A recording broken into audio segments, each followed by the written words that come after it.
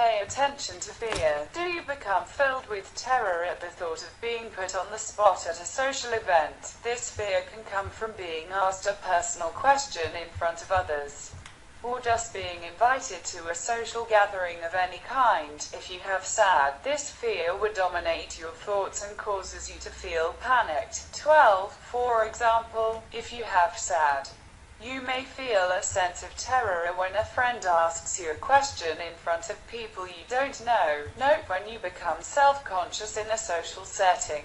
A common symptom of SAD is a feeling of self-consciousness that dictates how a person interacts with others.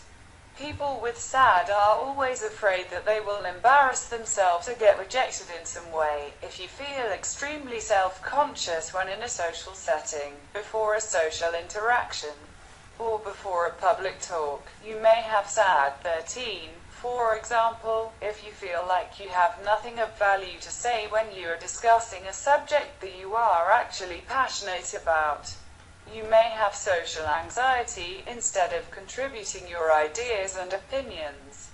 You may be obsessing over thoughts that the other people don't like how you addressed or that they don't think you are intelligent. Consider whether you avoid social settings.